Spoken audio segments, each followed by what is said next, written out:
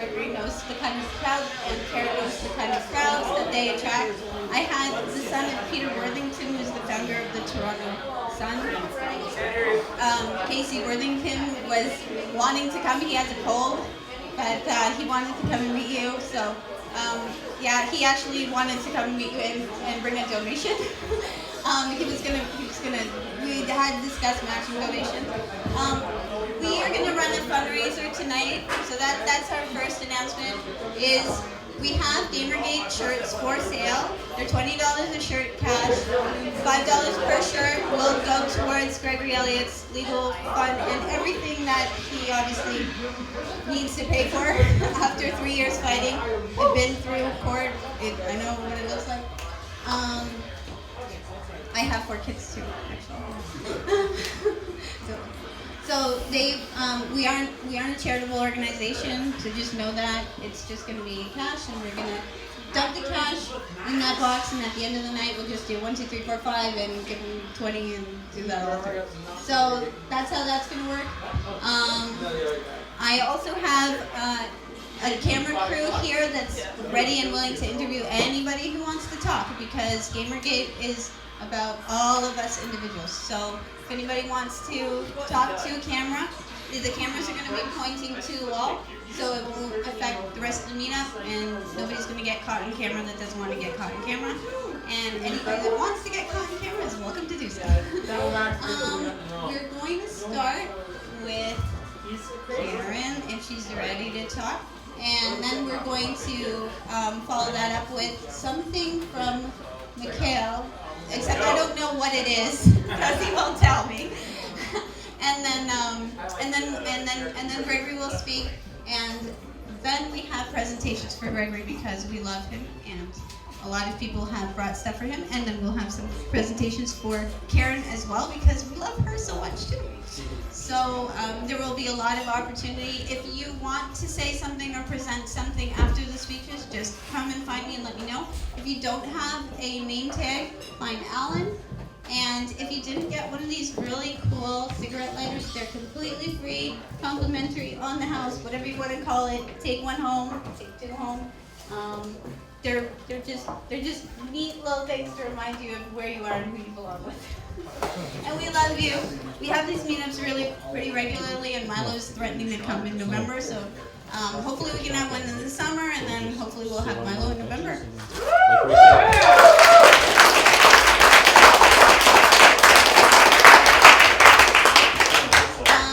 Last call about the food. I know that the Sunday special is meatloaf, and it's $5 before 8 o'clock. So if you haven't eaten, eat that. Okay, and then if we can have, is Karen ready? Are we good? I'm here. Okay. No chanting. No chanting? No chanting, Karen? Okay. No. Karen, thank you very much.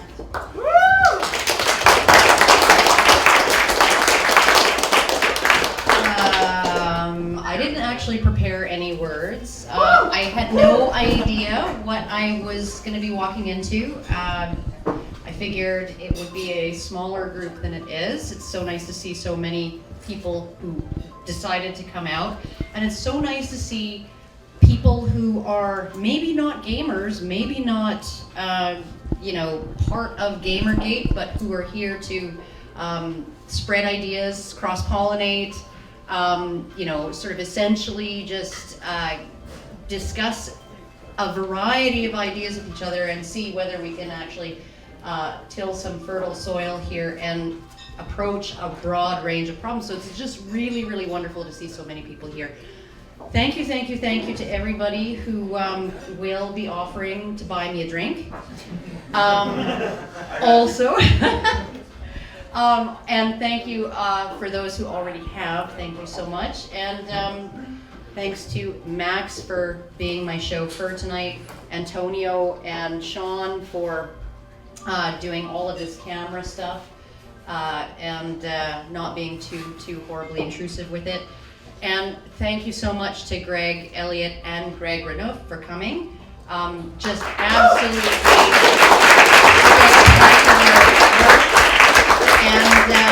and I also expect to be, wined and dined and probably hit on and like squeezed over and leered at by Greg later on in the evening. So, because that's apparently the kind of guy he is, according to the feminists on Twitter. So, sorry? You gotta get in the kitchen first, Karen. Come on. What are you doing out I spend my life in that kitchen. Even after I moved my studio to the office, I'm still in that kitchen way too much. No, I did not send Shank that sandwich that I offered to, that he demanded that I make him. But I was willing to. I offered, and it was a spectacular sandwich. Layered and grilled and just teased into like a sandwich is a beautiful thing. It could be a work of art. And this was going to be my tour de force, and he said no. So, but thank you all for coming. I really appreciate it. It's so inspiring to see so many people coming out. It's so inspiring to see so many people kind of taking part, getting to know each other face to face, in the real world, offline. This is really what it takes to build community. You can build the foundation of a community online, but really what you need is for everybody to be able to be in one space all together. So thank you so much for coming out. And I think that's all I have to say. Woo! Good night.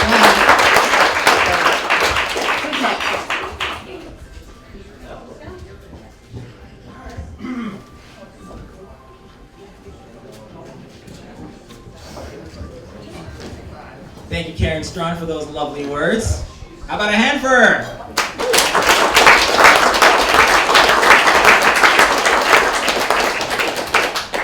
Oh shoot, I did not realize that my battery power was so low. Okay, so I'll make this quick then. Okay, just give me a sec.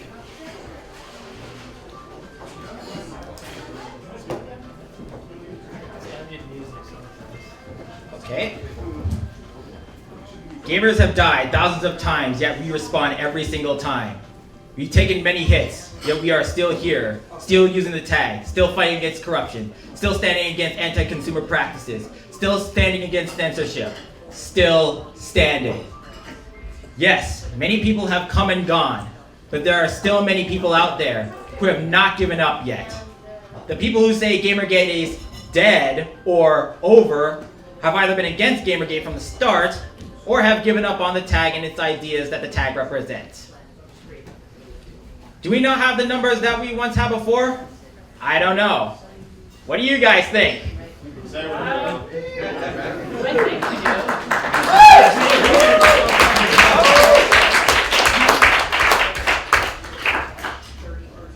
However, if you believe in something so much that you are willing to fight for it, if you love something so much that you are willing to sacrifice for it, if you cherish something so much that you are willing to give your last breath to defend it, then I see no reason in giving up. If you want to give up, then go ahead. Give up. I'm not going to stop you. Nobody's going to stop you.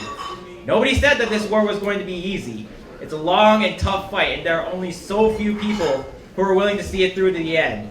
However, it's those same people who are willing to see it through to the end that are willing to make gaming history instead of watching gaming history from the sidelines.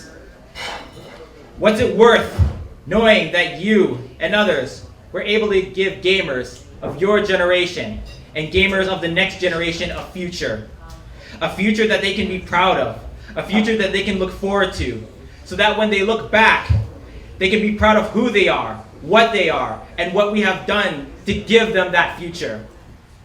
If you want to quit, you're more than welcome to. However, I'm going to be out there. They're on the front lines with the many others who have not given up yet.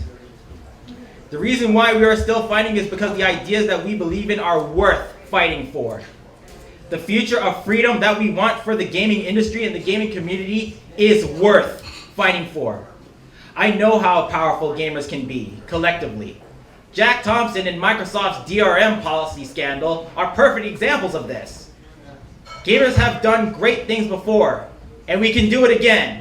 I know we can. I choose freedom. What say the rest of you? Then in the words of Sylvester Stallone, if you know what you're worth, then go out and get what you're worth. But you gotta be willing to take the hits and not just say that you're not where you want to be because of him or her or anybody. Those cows do that and that ain't you. You're better than that.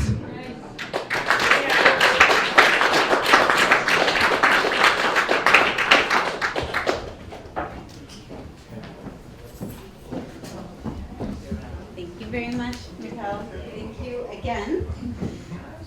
If you guys missed our last meetup, we did a really great one of those the last meetup too. Thank you very much. Okay, we want to ask Greg Elliott to come up here and address the group. What we've all been waiting for.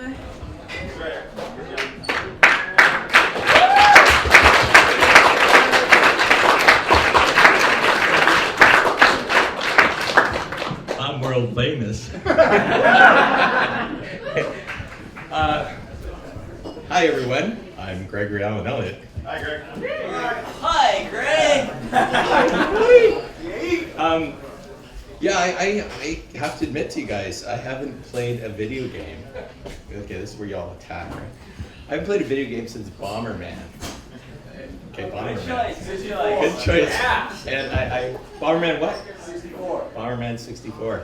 I beat the game in like 6 hours, and I sat there and said, wow, that's 6 hours I'll never get back. And I never played another video game. I have found that, I'm winging all this, I'm just off the top of my head, okay? I found that, that there was enough battles to be won in real life that I ended up getting into all that stuff. I got into advertising, television, into public service, all that stuff. And the more I got into all that stuff, the more I realized there's a lot of, like Gamergate, there's a lot of people that are just bullshitting. There are a lot of people that are gaming systems. And I think that with Gamergate, when I found out I had the support of a lot of people that enjoy playing video games, it was comforting. It was comforting because I know people that game put themselves into it, and they say, I'm going to fix this puzzle, this problem, and I'm going to, game over, and then I'm back again, kind of thing. And I'll learn this problem until I can actually beat the game. And so, seriously, when I found out you guys were around the world, gamers were saying, what's going on over there? I kind of relaxed. I also relaxed when Toronto reporter and columnist Christy Blatchford, when I found out she was at my the first court date, I went up to her and I just said, "Are you Christy Blatchford?" And she said yes, and I said, thanks for coming out. And then I didn't talk to her out of respect for who she was. I knew she was an uncorruptible member of the Toronto media. I also knew that a lot of people in the Toronto media were conspiring, and they had reasons to make sure that the story was spun to make me look bad and keep me incarcerated if possible. Toronto Star. And so I was on a lot of points, I was very lucky to have credible, authentic people, if not come to my aid, then at least little messages here and there that my sons would read out to me. This person says that they've got your back, kind of thing. And truth is, you dig, who's this, right? So you dig down, you go, wow, that's impressive. That person knows what they're doing. They seem credible and authentic, and it's great that they're keeping an eye on me. And I think that's what I'd like to say is that the fight's not over. A not guilty, you can see online, a not guilty really didn't mean anything to the people that wanted my political voice silenced. It didn't fit with their narrative, and they love controlling their narrative. And yeah, it was interesting. And so the fight's not over. There will be lawsuits. There will be fundraising for lawsuits. There will be a book. I'm going to try everything I can to just spread the word that there is. This isn't just in Toronto. This is probably everywhere. It's in the gaming community, with the gaming media and such. It seems like anyone power corrupts. Absolute power corrupts. Absolutely. It's just a rule of thumb that anytime anyone gets a lot of power, they tend to game the system. So as gamers, I would suggest to you that there's a big game out there that it's really interesting, and the more you know about it, and the more you dig into it, the more you realize how many people are digging in their heels and changing rules and they're trying to change laws to try and incarcerate people. And I just also want to say that in my case, I just saw someone I recognize over there. I want to say in my case, I was told that I was fortunate that they didn't get a media blackout on my trial, and that was one of the weapons they used, one of the power kicks, or whatever you gamers call it, double power kick with lightning bolts, right? But if they had got that, media blackout, I probably would have been incarcerated. And they have hundreds of different weapons that they can use against anyone they decide that is someone they want silenced or just out of the way for a while, or permanently. And this is in Canada. This is the scariest part. I'm an artist. I'm not supposed to be political, and like I'm supposed to be creating art and such. And I found that, like I said, that the games that are being played are interesting enough. You can get involved just by watching. You can learn a lot just by watching. And you can get dangerous just by being accurate, watching every word you say, making sure that you understand that probably half the people you're talking to are lawyers and the other half no lawyers. And so it gets to be an interesting game. And I don't think it's very much, it's not unlike any game you've ever played. So I don't know if that's inspirational or anything.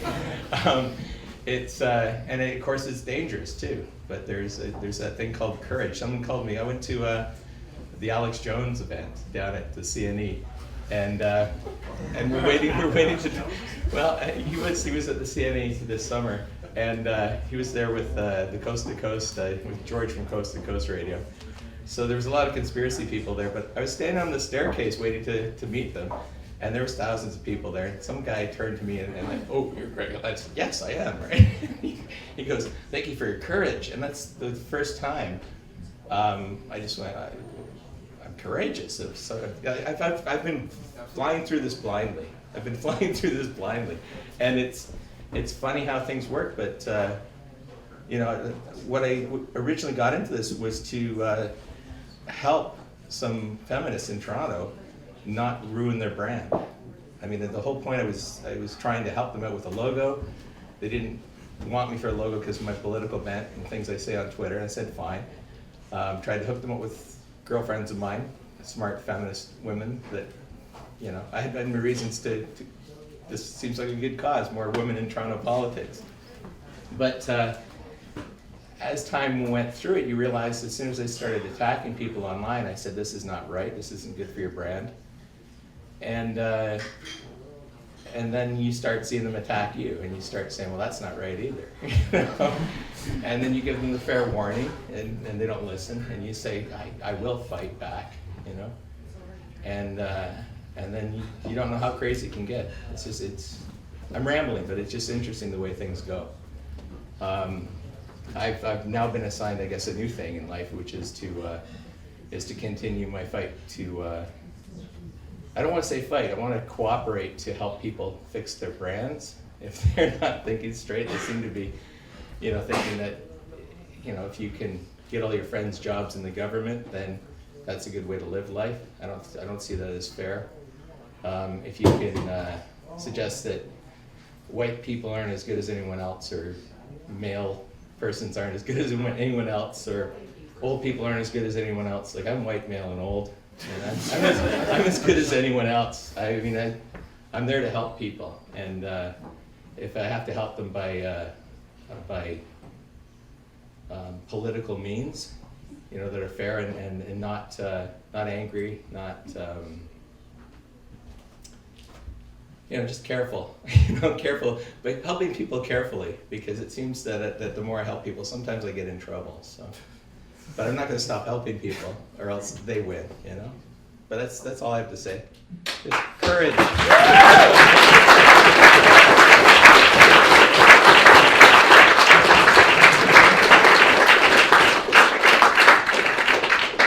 Any questions? Will you do a question and answer? I just made that up. Who's what? Who's your Who's wife? waifu? Damn it, you stole my Who's question. waifu? So you can only have one waifu. Basically, it's somebody you're married to. Your animated, your cartoon wife, basically. Oh, Or your animated wife. Your favorite cartoon? Well, I used to, one of the offending tweets that they didn't like was they pulled up 7 in my bail court, and I don't know if this was one of them, but my superpower, my superpower is cunnilingus, and they didn't like that one. But yeah, as far as like a spirit animal, I think an otter would be good. Sea otters. They have a lot of sea otters out there. Woo! Opening abalone shells lying in your back in the ocean. I could do There's an that. otter in here somewhere. It's right here. There we go. You were in Gamergate before you were in Gamergate. I have to apologize. I have the timelines all wrong, because like I said, I didn't mean to get into this fight. None of us did. know. None of us did at all. Well, I was defending Ben Spur. He made that face punch game, and for a while there, I thought Gamergate was based on that face punch game. Because I was fighting. I was tweeting 300 tweets a day, and I I was 100 different people, 100 different things. Someone says they need a bicycle, I say, oh, go back, take a picture of a few bikes and say which one do you want, and deliver it, and then hashtag find a bike a rider kind of thing, you know? And then see you later, take a picture, and then get the hell out of there. So I was using Twitter as an artist, as an experimental thing, you know, social thing. And part of it was also watching top politicians in Canada and unspinning their spin, watching their videos, and if you had they would have their raw feed to the media. In one case with Michael Ignatieff wanted to be prime minister, he sat there and he says, I want to put all these men off screen, man. Yeah. He has construction equipment. I want to put all these men to work if I'm prime minister like this. And then blather for 5 minutes or whatever. And then everyone shakes his hand and the cameraman goes to turn and turns the camera and you can see there's 3 guys in hard hats. So I sat there and said, Michael Ignatieff promised to put 3 guys in hard hats to work, right? But every time they screwed up, I was there. And I think they really, I think they might have been instrumental in making sure I was off Twitter for the Justin Trudeau leadership and then all that other stuff. So, like, I was dangerous in a lot of stupid ways. But yeah, it's where I am right now. I got to reinvent myself. It's all been a blur. I learned over the past 3 years, I learned patience. I was a AAA personality. I was working 2 jobs. I was doing freelance work for free. I was doing it like till 2, 3, 4 in the morning. Who cared, right? Just like keep busy, and drink when you can, kind of thing, or drink while you're busy. And it got to a point where the past 3 years I've been offline. I have a flip phone still. I'm trying to nurse myself back onto the iPhone, you know? And I was dangerous on the iPhone, so I'm kind of scared that the iPhone equals jail in my mind. You know? It's powerful enough that you can play with it to the point where you end up getting arrested. I don't think they'll try that again, actually. Not on you. Well, it starts with character assassination, and they go, well, that didn't work, so they just drop the character, I guess. Eh?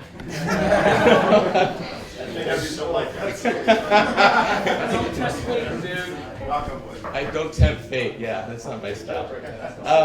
Yeah, courageous can be also just damn stupid too, right?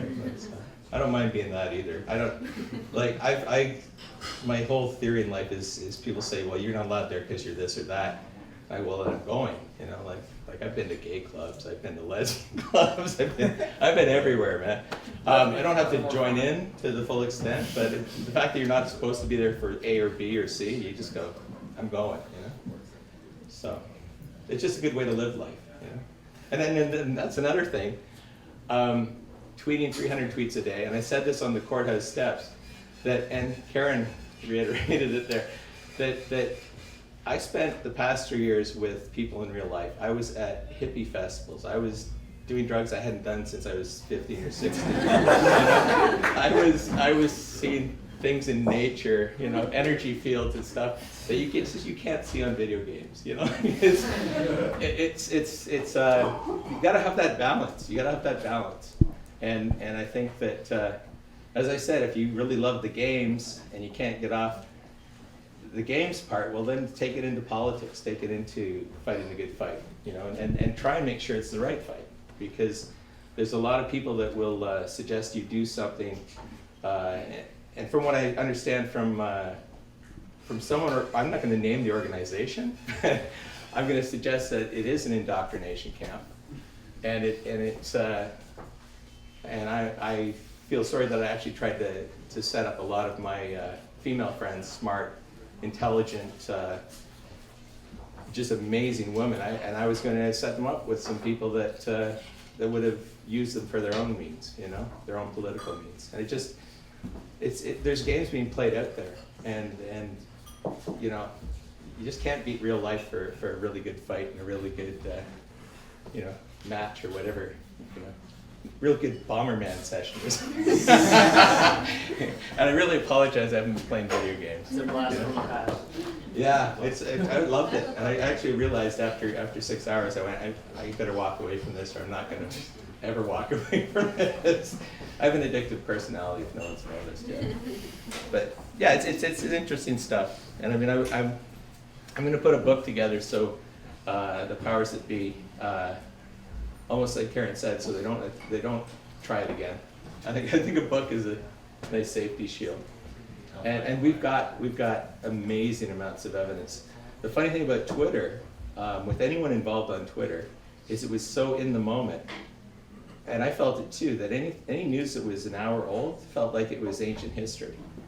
And so what played into that was even the police, only a few of the smart police officers in Toronto Police Services were smart enough to delete their accounts when I got arrested. Some of them were smart enough to delete all their tweets a month after I was arrested back chronologically. And some of them just left the stuff up there. And so it was all time-dated, stamped, cross-referenceable. And I just know we only found like 1/50th of what was there. But we found enough that my lawyer was able to present maybe 5 or 10% of what we found during the trial. And then we continue to find more and more of evidence of just collusion and who's sleeping with who and who's drinking with who and who's related to who, all that stuff. Like supposedly it goes back hundreds of years. Oh, my lawyer is. I think that gentleman deserves. Yes, Chris Murphy. Chris Murphy is my lawyer.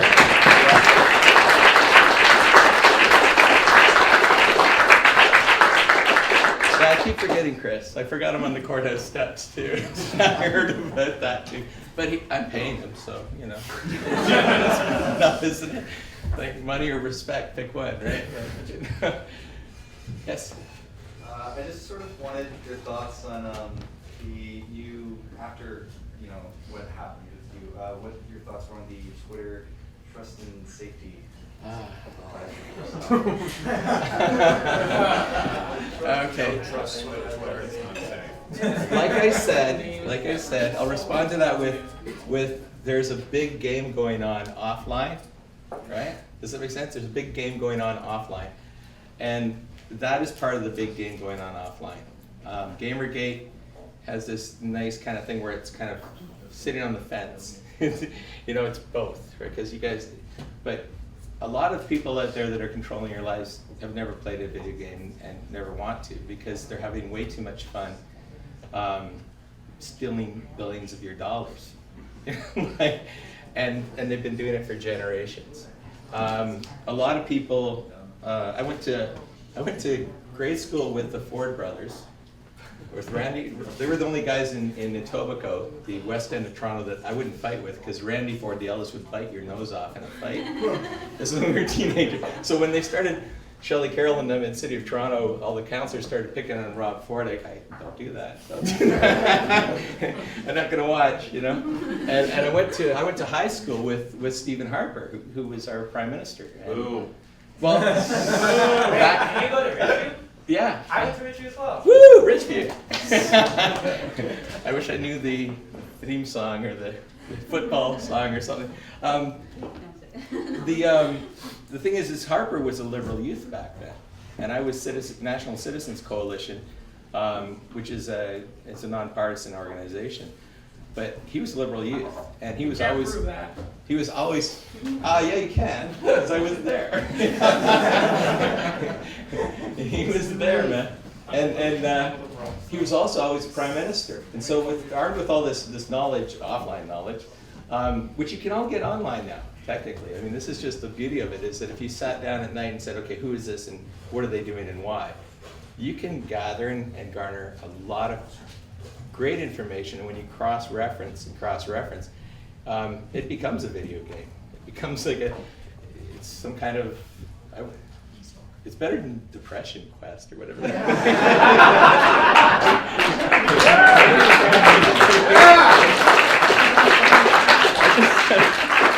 I'm learning video games slowly, but I think That's not a video game. It's a biography thinly disguised as a text adventure. Yes, It's more like a half-assed e-book more than anything. I'm not out with all the genres, but I was reading it off and I'm just looking at it going, this is depressing. Do I win? I'm depressed.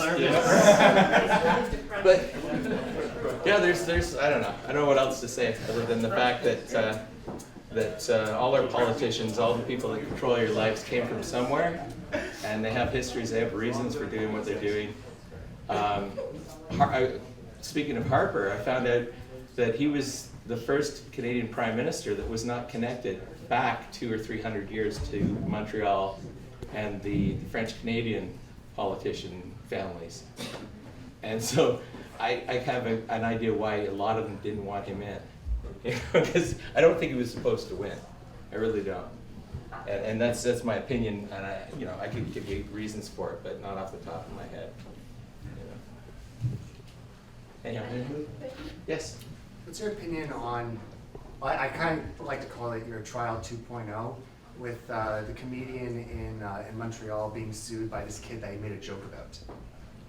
You heard about that? Yeah, the kid was, he had some kind of medical condition. Yeah, he like saying for the Pope Yeah, and stuff. I make jokes about menstrual fluid and stuff. I have a problem. Freedom of speech is really important for me, mostly because I have a incredible disrespect for authority, especially misguided authority, and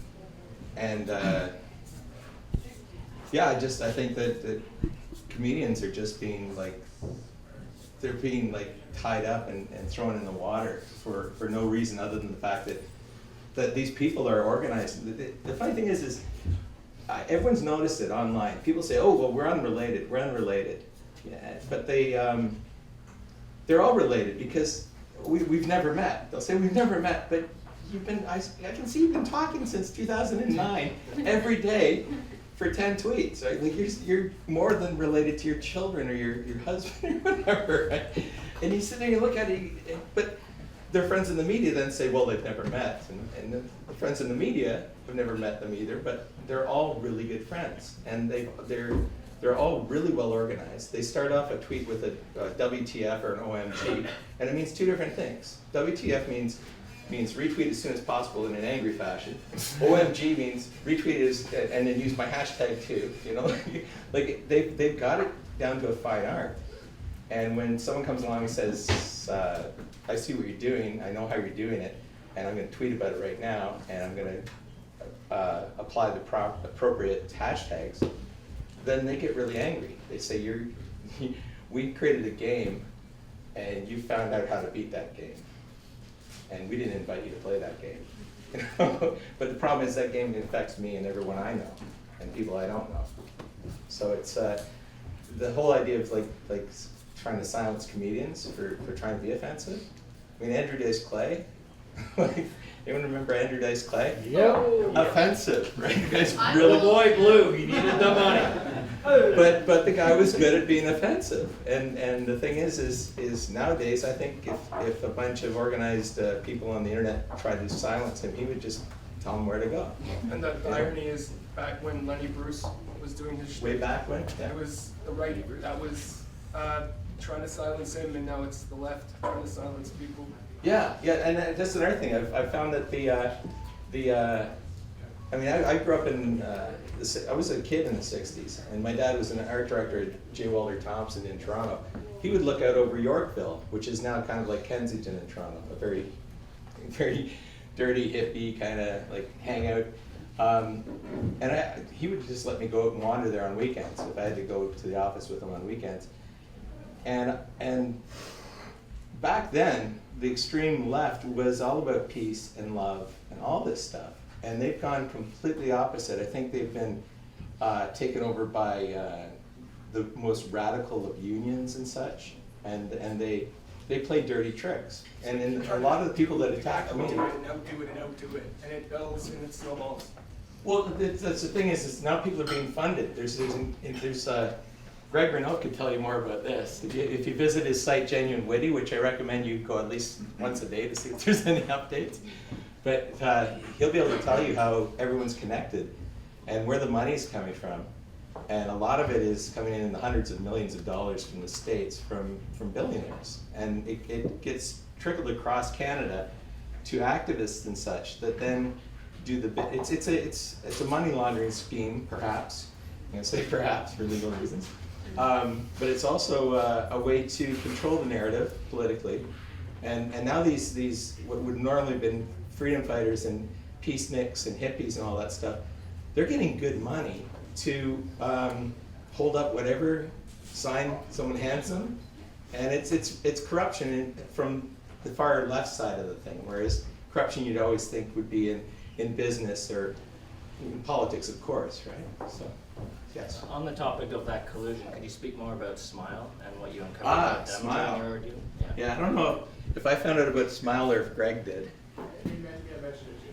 Did you? Oh, okay. So maybe in our trying to figure out who was attacking me and why, Smile is social media internet law enforcement, and yeah, Which is ironic because feminists don't like being told to smile.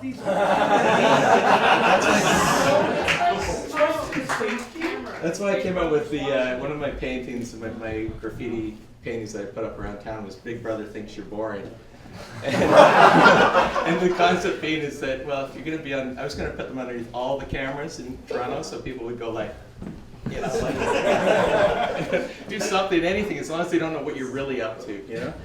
And Smile is it's a global organization. The third complainant, Paisley Ray, was well involved with it. Paisley Ray, and the now retired deputy police chief Slowly, they got together back in 2010 with another police officer, Scott Mills, who is a graffiti BMX cop.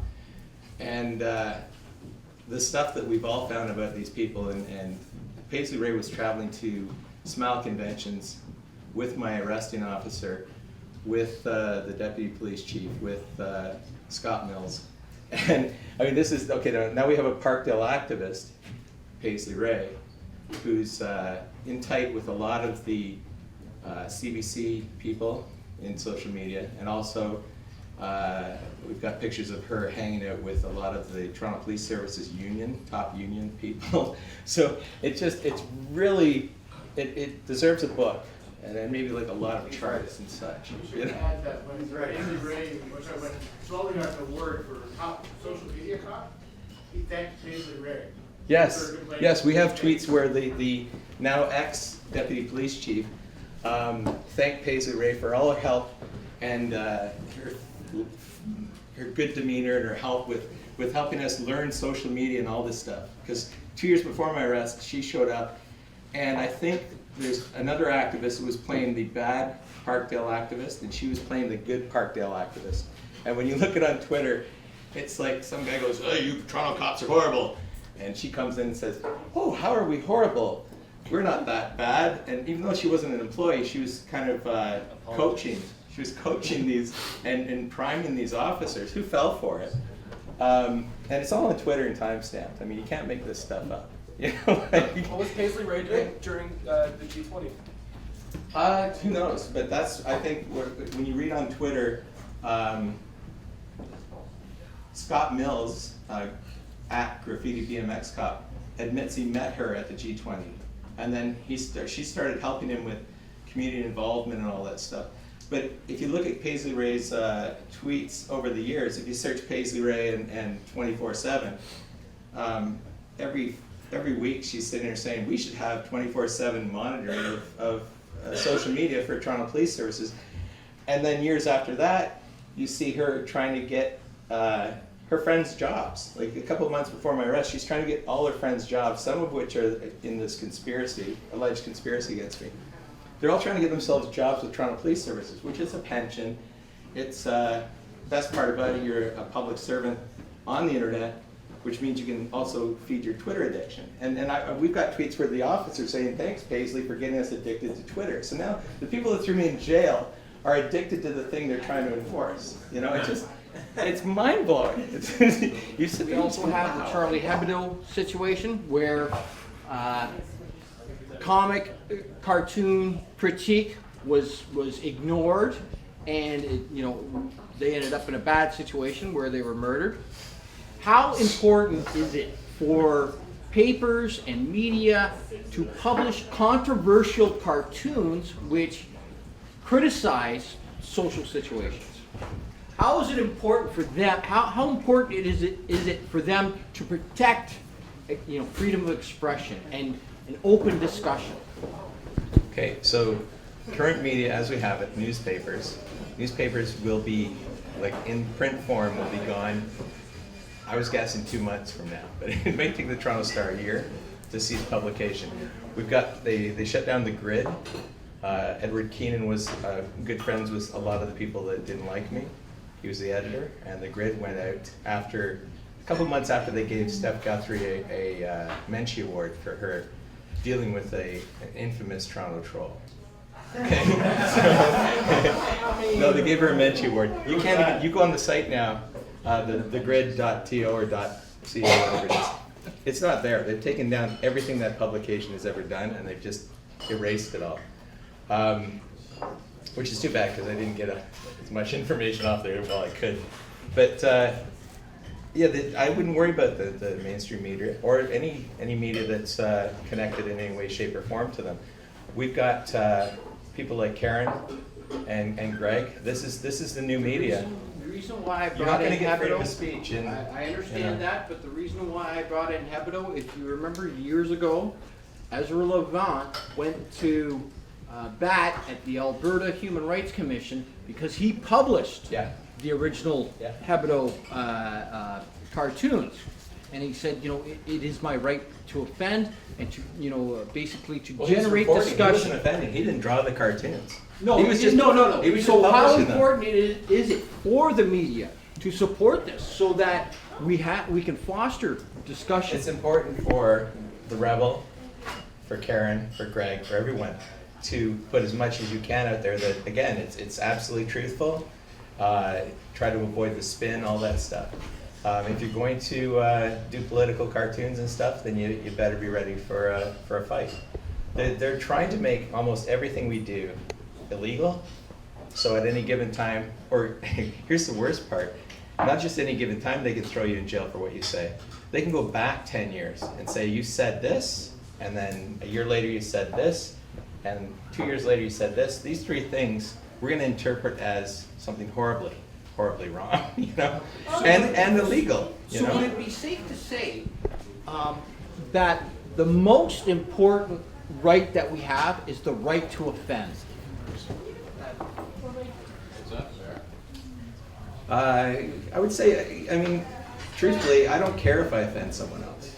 I really don't. It's not that you're intentionally doing it, but the right to, you know, to possibly my offend. response to anyone says that they've offended me is I say your problem, not my problem. I won't even own their offense, because as soon as you take that offense on and you start debating whether or not they're offended, they've sucked you into a conversation you don't even want. Like, I made a cartoon. If it made you feel something, or I'm an artist, I created something that made you feel something, I don't care. I don't care, because I didn't create it for you. I created it trying to pull something up. You know, someone I walked down one alley and I saw one of my comments, one of my little street micro poems. Someone had written, "Your art sucks," right? I went, wow, feedback, you know? And I looked at it, I went, what am I going to do with this? And I'm getting all like, oh, there's got to be a response in 7 or 8 words or less. And I came up with, instead of a picture's worth 1,000 words, a picture is worth 1,000 critics. Because I realized without me putting that sign up there, that other person couldn't have scribbled on there, "Your art sucks," you know?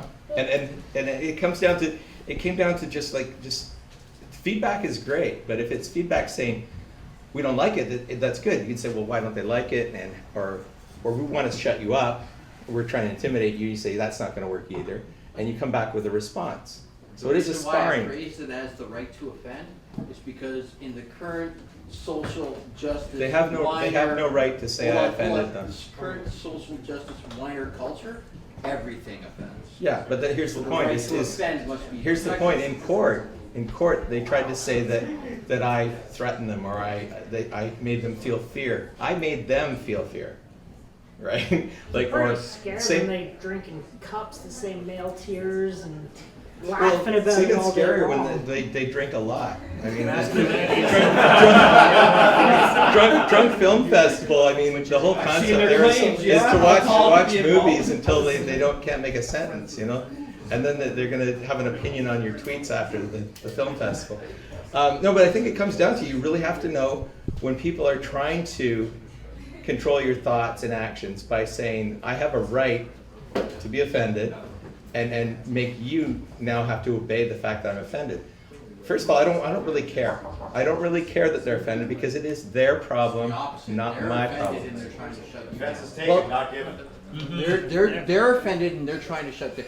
Guthrie was offended at your insubordination, and she tried to shut you down. You offended her by Guthrie saying. was, in my opinion, Guthrie was nothing more than a pawn, a very smart, articulate pawn, with, by her own admissions on Twitter, well connected on the full spectrum of the political life in Canada. So we're talking municipally, provincially, federally. They were either grooming her for some bigger political position, or they were just using her outright. I would say that she was. And she probably had, but she grew up in Peterborough. She probably had a political parent or two, or a professor at York University, or I think University of Ottawa. Like who knows who touched her where? But I meant that on the cerebral part of touching her where. Who touched her where? Like who knows who touched her where? Yeah. But again, a really important thing is if someone's picking a fight with you on Twitter, do not take it personally. Do not take it personally. Realize that it is their problem, not your problem. And as soon as you start to try and allow them to make it your problem, then you have a problem. And don't apologize to them. Oh, and also, apologize. Yes. This is something someone mentioned recently. I just went, wow, you're right. Because when I got on the courthouse steps, someone said, would you do something different? And they wanted me to say, oh yes, I would. I did something. I just said no. I would do everything exactly the same. I'm not guilty of anything. But they love the apology, so then they cannot accept it. Exactly.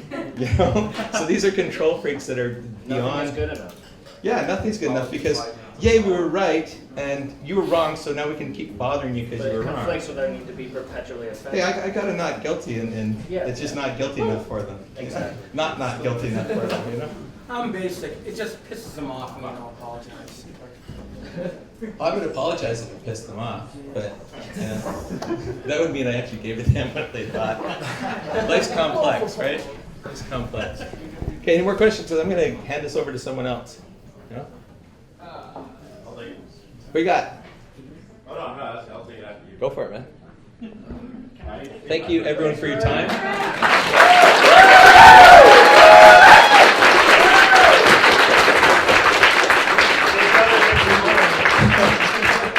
Don't forget, I've never done this before, so this is me winging it. Okay. Well done. Round of applause. Let's more.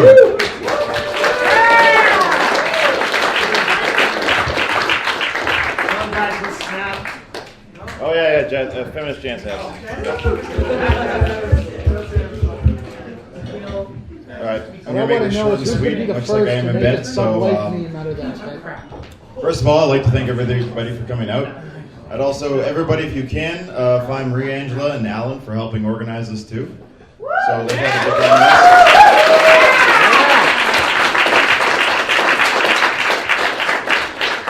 We're getting pretty good at shitlording, so we now have infrastructure, we now have connections, so. You need the neckbeard thing. Come on, get on with the neckbeard. It's a work in progress, Whoa, what'd you say about my waifu? I got a samurai sword at home, It's called a katana, you gaijin! That's cultural appropriation! Hey, it's not appropriation, it's cultural appreciation! I'm sorry. I'll say 5 Hail Anitas or something, okay? Rapier culture. Anyway, I'm very happy that all of you came out. It's a shame that the gilded-haired friend of ours from Britain, who loves the dick, did not show up today. But he is coming back in November, hopefully. Knock on wood. So all is not lost, but you know what? In the meantime, we got 2 e-celebrities. Well, that seems like kind of like, not the best way. Thank you, Greg, and thank you, Karen, for coming out.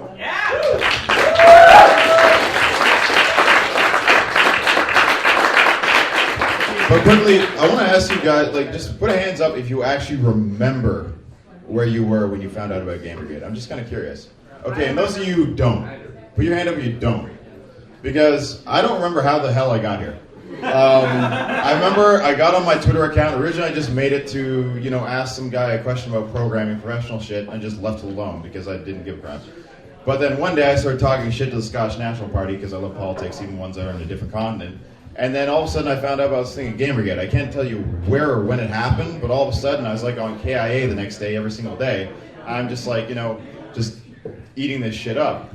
But it's kind of funny because we have a group, a crowd full of MRAs, conservatives, liberals, NDP, gamers. And I would have never thought, almost a year and a half ago, that all of us would be in here, drinking and shitlording together. It just, these kind of cultural events make interesting bedfellows. So, again, cheers for all of us to getting together despite all of our differences. So.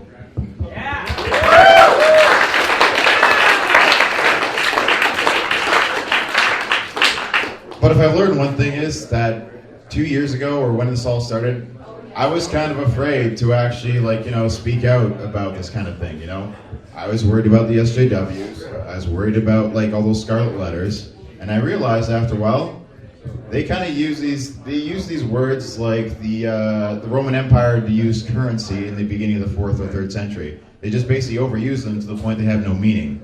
So now when an SJW calls me in something suffix ist, I just don't give a flying fuck. And I'm pretty sure a lot of people here are the same way. And I think that's the important thing too, is that now that A knows that B knows that C knows, I told everybody else this fucking thing all tonight. And now that everybody else knows that everybody else knows that everybody else knows that nobody gives a fuck about what SJWs think, it's a lot easier for everybody else to come out from the woodwork.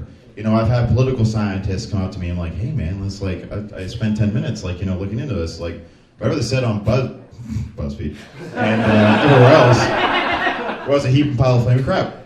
And so it doesn't take long to figure out that, a lot of people here is simply because we value things like freedom of speech, freedom of association, innocent until proven guilty, basically good classical liberal values. And that bridges the divide across parties, It's not a sort of color thing. It's not about conservative or liberal NDP. All of us actually care about, maintaining the things that made Western civilization what it is. So.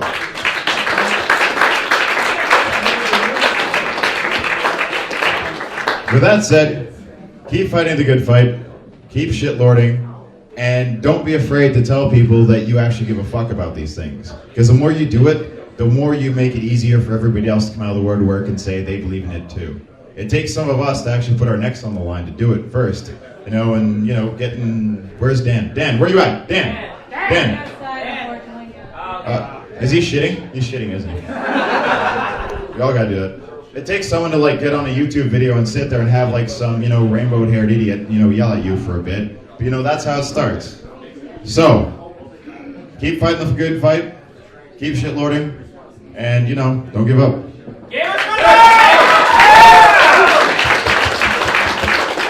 Also, as a bonus too, one of the things I brought a duffel bag full of Doritos, Mountain Dew, and Obey hat, and sunglasses. We're gonna have photo ops. We're going to have some people in the corner over here, and I'm going to put them all here, and people can just cycle in, put on the hat, put on the glasses, and I'm going to tag Jeff Keighley in every single fucking Twitter post. Yes. I'm just saying, this is the new Doritos Pope. So everybody, get ready to line up or something. We're going to, really fucking troll the show, Jeff Keighley at least. So have fun. I was wondering why you brought that Jeff Keighley starter kit. Oh yeah, exactly, the Jeff Keighley starter kit. Announcement. It's almost 8 o'clock. The meatloaf is $5 right now. It will be $12 after 8 o'clock. It's a really good meatloaf, and it's covered with those nice, toasted, crunchy onions. Anyway, never mind. Starters, everything on the starter menu is half price right now. Okay? It will be double the price after 8 o'clock. So if you haven't eaten, grab something to eat. Find that cute little waitress. Okay. We have some presentations, but I think...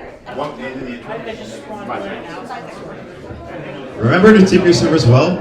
They're awesome. As somebody who used to work in restaurants, our servers have been really nice to us tonight, so please tip them well. Thank you. Okay, everybody. So I'm terribly plastered right now, but I'm gonna try my best to stay safe. I'm Captain Bamboos. So I don't know if a whole bunch of you know this, but a while back it was like right up here. Okay. There we go. Yeah, I can hear myself. Okay. So I'm Captain Bamboos. A while back, like it started at like somewhere like halfway through January. There was a really big Gamergate Facebook group, and it had like 3,000 members on it. But we don't really know why, but the person who was the admin for it, Tara, she sort of had like a breakdown or whatever. She booted everyone from the group and nuked it. So, but if you just wanted to let you know, there is a new Gamergate Facebook group, and I'm the mod of it because I'm an attention whore and a terrible person. So I'm just gonna say, like, go and make like a fake account with your favorite wife who is the avatar and join the group, because like it's only got like 500 members in it, and like I figure a bunch of you guys probably are friends with some other people in GG's, so maybe they might see it if you have a fake account. I don't know. But what I'm saying is We need more swamp.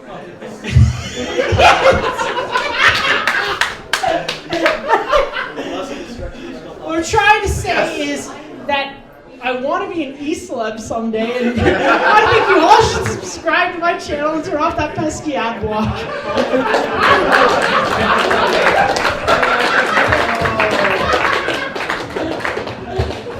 Speaking of Facebook groups, there's also a second Gamergate Facebook group called Gamergate Exodus, and that one is headed by the Johnny Fox Rock Show.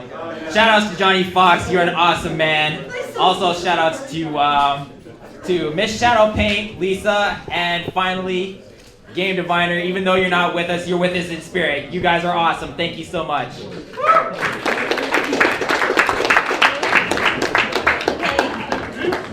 Ready for some presentations? We have some gifts. Mr. Elliott, your fans.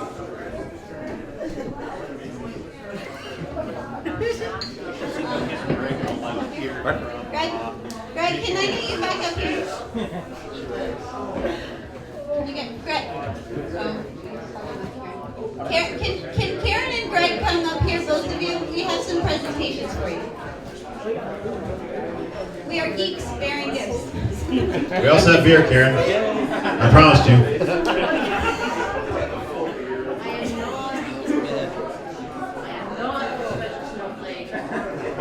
Fuck all y'all. That would be a good cup. Melted snowflakes. Melted, and then I'll drink them. Okay, I don't want to miss anyone, so if anyone has told me they have something they want to give these to, and I can't remember, if you could kind of... If it's alcohol, just leave it on that corner of the table, and I'll collect it later. Okay, so the first gift I would the first gift that I've seen that I want to present here is from a local area artist, and he is definitely a freedom fighter and a men's rights activist. And I would like to present Steph. Would you like to come up? I already gave it. Okay. Give it again. Give it again. Oh my God. I want everybody to see this because this is really good. It's a beautiful piece of art. Oh, okay. Ooh, thank you very much. Yeah!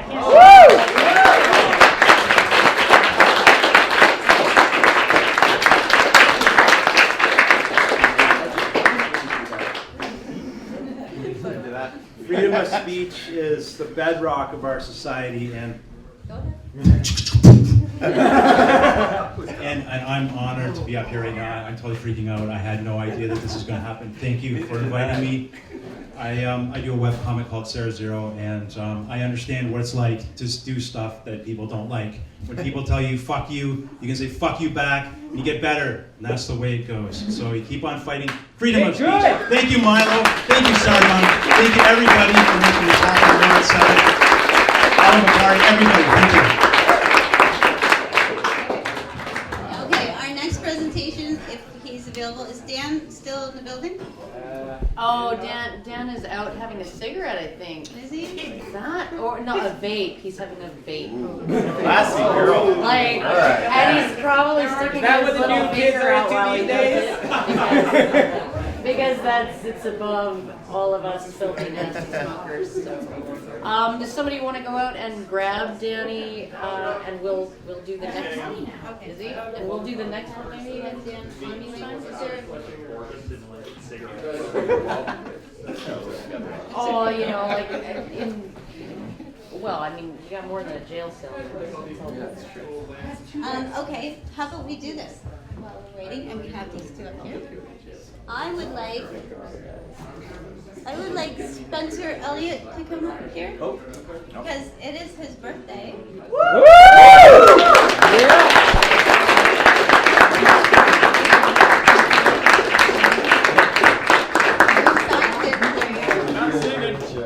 And I would like Adam to come up here because it is also his birthday. Woo!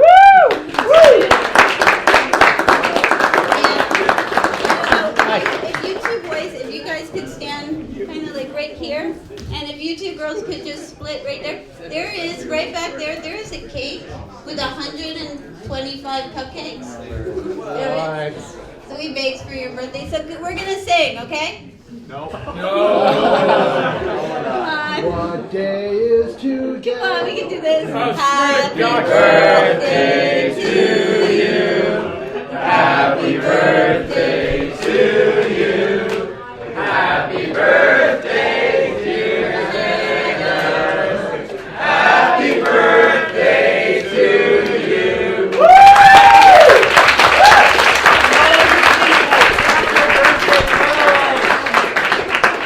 So for everyone who's finished their meal, there are cupcakes. And we won't make you hold hands and cut the cake. Why not? I was on the birthday here. Give me a spot.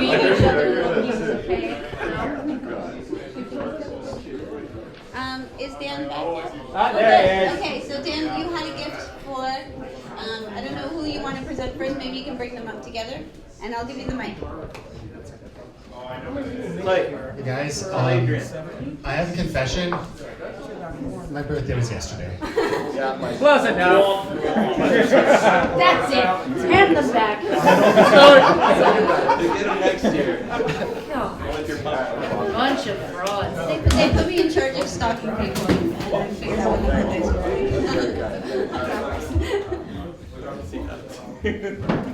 And Dan. All right. First of all, here.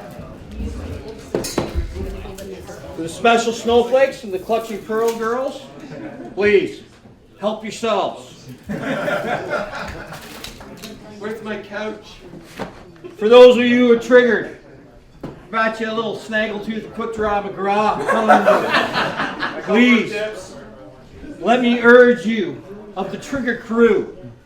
I'm going to say you can have your safe spaces, but please, for the love of God, stay out of society's sane spaces. Woo! Now, actually, I'm not supposed to turn my back to the camera. I know it's supposed to be. Now, these two people here, they remind me of two quotes that I'm going to paraphrase here. All right?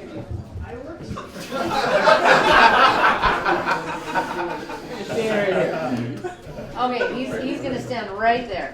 This one here, I'm going to go with Walt Whitman. All right? Oh, this is going to take an hour and a half, isn't it? The paraphrasing will be, all right? When Karen speaks about feminism, all right, the paraphrasing will be, re-examine all you've been sold. Dismiss what insults your soul. All right? Take that. Enjoy it.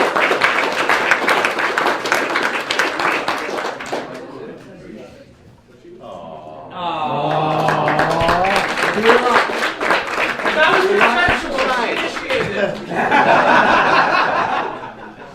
It's because Allison makes me. She makes me do it. This is the origin of species. It is. FYI, 6th edition.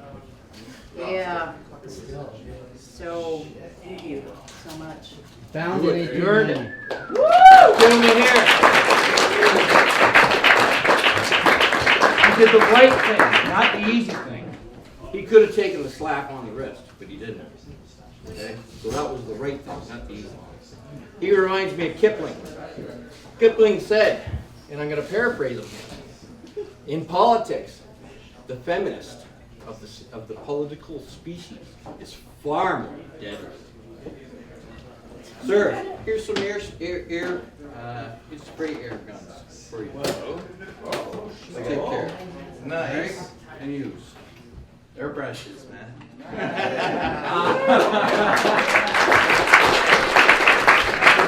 What do we give you? Oh yeah, maybe you guys can trade makeup tips here. Thank you very much. Do I look like I'm wearing makeup? That's a tool of patriarchy. I don't even know if I own makeup. It doesn't matter. If The you makeup wear it, that I that's own, property. there's $20 worth, and it's probably about 8 years old. So I probably shouldn't wear it. Hey, walk yourself. Hey. Cheers. Always. Thank you. Yeah. Don't be afraid to speak Kipling up. has a great poem called If. If. Please look it up. It's I've got it pinned on the kitchen cupboard. So. It's beautiful. It's one of my favorite poems ever. Yeah. But it applied to my trials and tribulations, and I think it should be on everyone's kitchen cupboard. Yeah. So Kipling was appropriate. I might be, somewhat red, a little bit like that. So don't be afraid to speak out against the bullies. They are cry bullies. And if they are around, here, there's the coloring book, and grab your pearls. Please, clutch your pearls. Clutch them, and faint attractively. That means you have to sort of do this thing where you. It's got over there. And then you sort of like catch yourself on the arm of the fainting couch so that you don't actually hit your head. So yeah. You don't want to mess up your hair.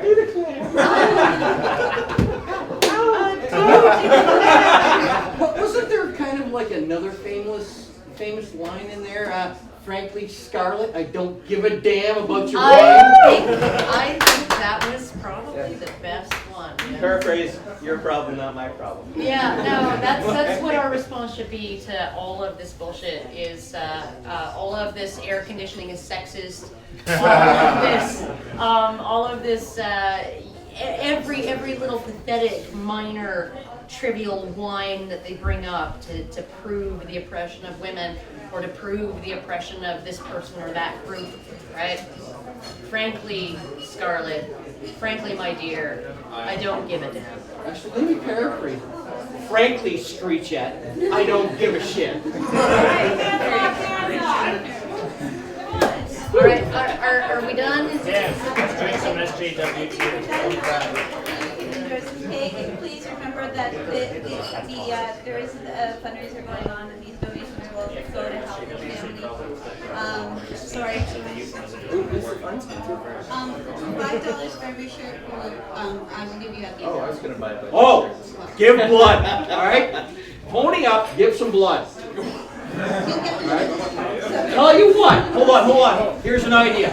Karen and Greg will sign a white shirt for the highest shirt for Greg's donation or for Greg's legal fund. There are only 3 white shirts left. There is large, and then the rest There's are an idea. large and medium. Autograph shirts up for grabs. I don't have a large edition. I'll autograph all of them. I mean, I know, I'll autograph shirts too, I do that, but, yeah, no. Extra $5 for Greg's. Pony up, guys. If anybody wants to make a donation and doesn't want to buy a shirt, We gotta pay $100,000 for your legal. throw the money in the box. Oh, yeah, too late. You know.